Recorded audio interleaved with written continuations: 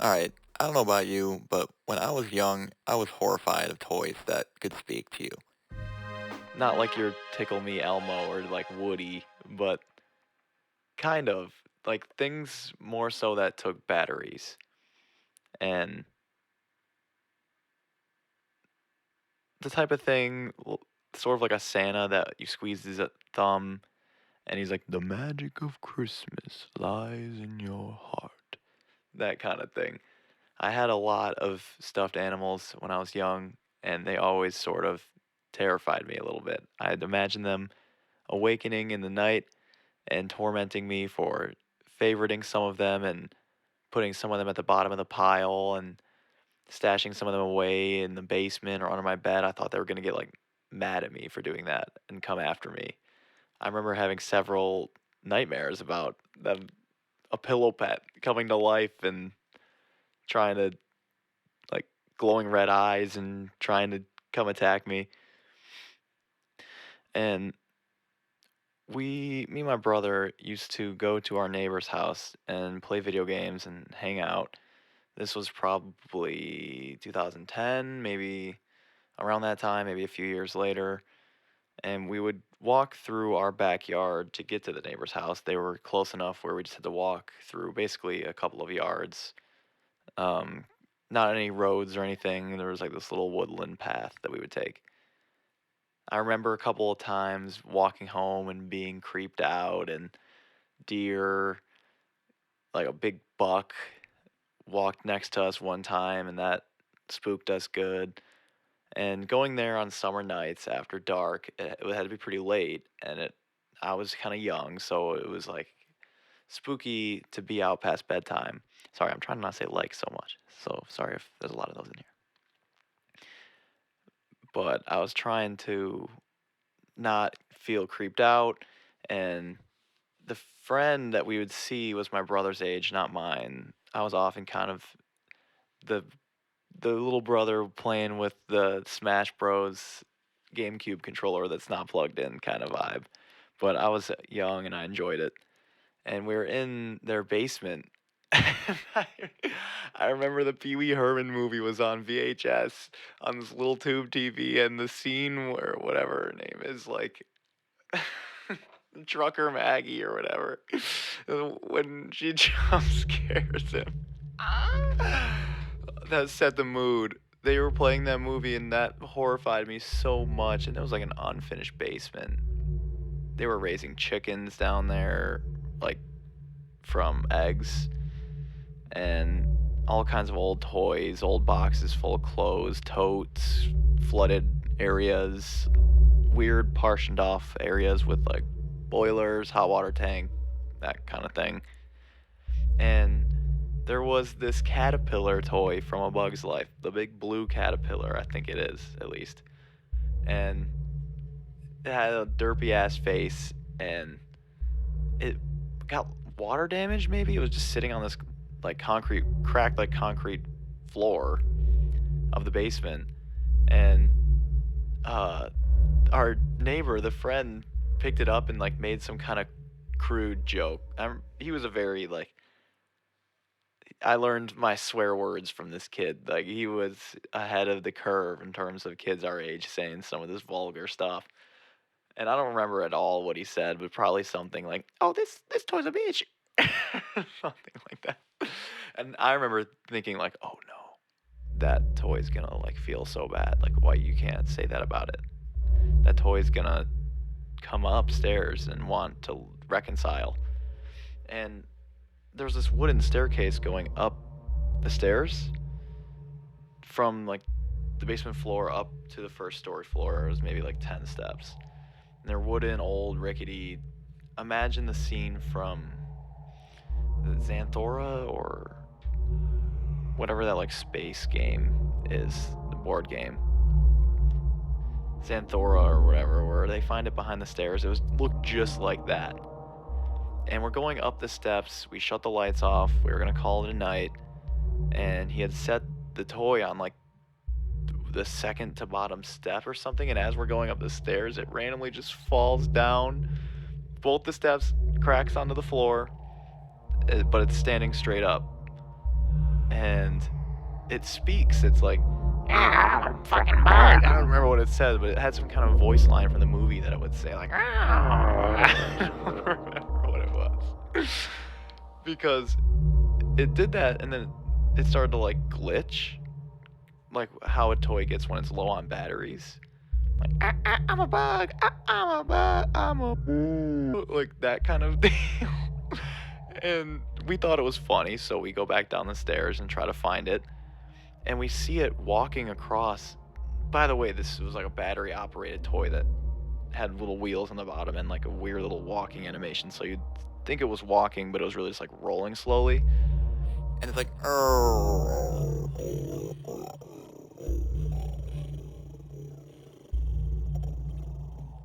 Slow tones. And I'm totally freaked out by this point. I'm seeing it live in action. They're coming back to kill us. They're gonna hurt us bad. This is a haunted toy. I don't even want to walk. I want to walk to Mexico. Like, I don't want to live next to this house even. I'm so scared all of a sudden. And the neighbor's not scared at all. And I think he kind of sensed that I was scared and wanted to like take advantage of it. So he's like, ooh, he like picked it up and he's like saying more mean shit to it. And as he's holding it, he turns it around and all of a sudden he just drops it out of fear. And he's like, go upstairs, go upstairs. And as we're going upstairs, I turn around and there's no batteries in it at all. and it was a quiet walk home. And that's that story. On to the next one.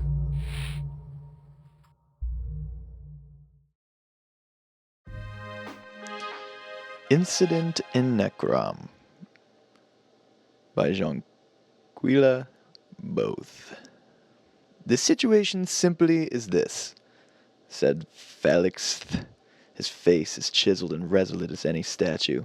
Everyone knows that the cemetery west of the city is haunted by some malevolent beings, and has been for many years now. The people have come to accept it. They bury their dead by daylight and are way before Masser and the Secunda have risen, and into the city come forth. The only victims to fall prey to the devils within are the very stupid and the outsiders. It sounds like a natural solution to filtering out the undesirables, then, laughed Nitra, a tall, middle-aged woman with cold eyes and thin lips. Where's the gold in saving them? From the temple. They're reopening a new monastery near the cemetery. And they need the land cleansed of evil. They're offering a fortune, so I accepted the assignment with the caveat that I would assemble my own team to split the reward. That's why I've sought you each out. From what I've heard, you, Nitra, are the best blades in Morrowind. Nitra smiled her unpleasant best. And you, Osmic, are a renowned burglar, though never once imprisoned. The bald-pated young man stammered as if to refute the charges before grinning back. I'll get in where you need to go, but then it's up to you to do what you need to do. I'm no combator. Anything Nitra and I can't Anything Nitra and I can't handle, I'm sure Masitha will prove her mettle, Felix said, turning to the fourth member of the party. She comes on the very good references as a sorceress of great power and skill. Masitha was the picture of innocence, round-faced and wide-eyed. Nitra and Osmic looked at her uncertainly, particularly watching her fearful expressions as Felixith. Why does this person have two names? As Felixith. I'm not going to say that. As Felixith. Oh, fuck's sake. As Felixith described the nature of the creatures haunting the cemetery. It was obvious she had never faced any adversary other than a man and mirror before. Fuck. This is serious. If she survived, they thought to themselves, it would be very surprising. As the foursome trudged forward the graveyard at dusk, they took the opportunity to quiz their new teammate. Vampires are filthy creatures, said Nitra. Disease-ridden, you know. They say off to the west they'll indiscriminately pass on their curse together with a number of other afflictions. They don't do that here so much. But still, you don't want to leave their wounds untreated. I take it you know something of the spells of restoration if one of us gets bit. I know a little, but I'm no healer, said Masitha weakly. More of a battle mage, asked Osmic.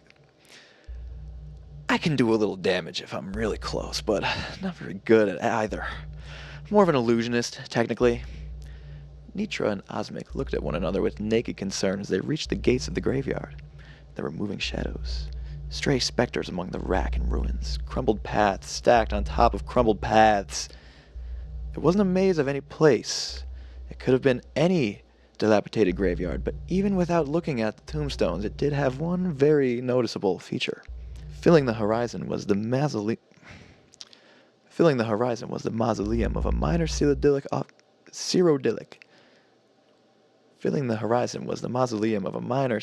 official from the Second Era, slightly exotic but still harmonizing with the Dunmer graves in a complementary style called Decay. It's a surprisingly useful school, whispered Mazitha defensively. You see, it's all concerned with the Magica's ability to alter the perception of objects without changing their physical compositions. Removing the sensual data, for example, to cast darkness, or remove sound or smell from the air. It can help by a red-haired vampire woman leapt out of the shadows in front of them, knocking Falzith on his back. Nitra quickly unsheathed her sword, but Mazitha was faster. With a wave of her hand, the creature stopped, frozen, her jaws scant inches from Falzith's throat. Falzith pulled out his own blade and finished her off. That's illusion? Asked Osmic. Certainly, smiled Mazitha. Nothing changed in the vampire's form except its ability to move. Like I said, it's a very useful school. The four climbed over the paths to the front gateway of the crypt. Osmic snapped the lock and disassembled the poison trap. The sorceress cast a wave of light down the dust-choked corridors, banishing the shadows and drawing the inhabitants out. Almost immediately they were set on by a pair of vampires howling and screaming in the frenzy of bloodlust. The battle was joined, so no sooner than the first two vampires fell than the reinforcements attacked. They were mighty warriors of uncanny strength and endurance, but Mazitha's paralysis spell and the weaponry of Falzith and Nitra clove through their ranks. Even Osmic aided the battle. They're crazy, gasped Mazitha when the fight finally ended and she could catch her breath. Quora, the most savage of the vampire bloodlines, said Falzith. We have to find and exterminate each and every one. Delving into the crypts, the ground howled out more of the creatures. They varied in appearance. Each seemed to rely on their strength and claws for attacking and subtly did not seem to be in the style of any. When the entire mausoleum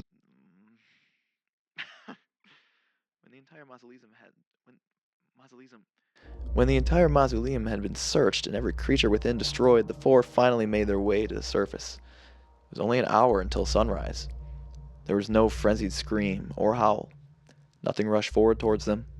The final attack, when it happened, was so unlike the others, the questions were taken utterly by surprise. The questers, not questioners. The questers were taken utterly by surprise. The ancient creature waited until the four were almost out of the cemetery, talking amicably. Talking aimably, making plans for spending their share of the reward. He judged carefully who would be the greatest threat and then launched himself at the sorceress. Had Falzith not turned his attention back from the gate, she would have been ripped to shreds before she had a chance to scream. The vampire knocked Mazitha across the stone, its claws raking across her back, but stopped its assault in order to block a blow from Falzith's sword. It accomplished this maneuver in its own brutal way, by tearing the warrior's arm from its socket. Osmic and Nitra set on it, but they found themselves losing battle. Only when Mazitha had pulled herself back up from behind the pile of rocks, weak and bleeding, that the fight turned. She cast a magical ball of flame at the creature, which was so enraged that it turned back to her. Nitra saw her opening and took it. beheading the vampire with a stroke of her sword. "So you do know some spells of destruction, like you said," said Nitra. "And a few spells of healing, too," she said weakly. "But I can't save Falseth. The warrior died in the bloody dust before them." The three were quiet as they traveled across the dawn-lit countryside back towards Necrom. Mazitha felt the throb of pain on her back intensify as they walked, and the gradual numbness like ice spread through her whole body. "I need to go to a healer and see if I've been diseased," she said as they reached the city. "Meet us at the Moth and Fire tomorrow morning," said Nitra.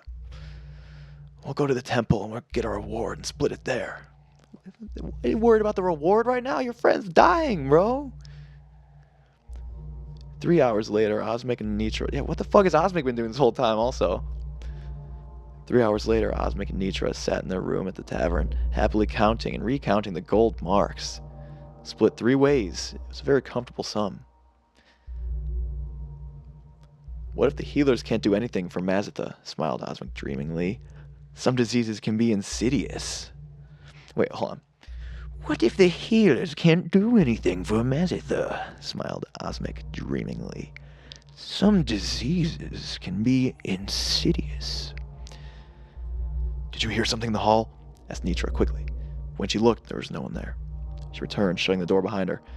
"I'm sure Mazitha will survive if she went straight to the healer. But can we leave tonight with the gold?" "Let's have one last drink to our old poor sorceress," said Osmic, leaving Nitra out of the room towards the stairs down. Nitra laughed. "Those spells of illusion won't help her track us down. As useful as she keeps saying they are. Paralysis, light, silence, not so good when you don't know where to look." They closed the door behind them. "Invisibility is another spell of illusion." Oh, that's Mazitha. Disembodied. It said Mazitha's disembodied voice. What? Oh, wait, hold on. "Invisibility is another spell of illusion," said Mazitha's disembodied voice. The gold on the table rose in the air and vanished from sight as she slipped it into her purse. The door again opened and then closed, and all was silent until Osmic and Nitra returned a few minutes later.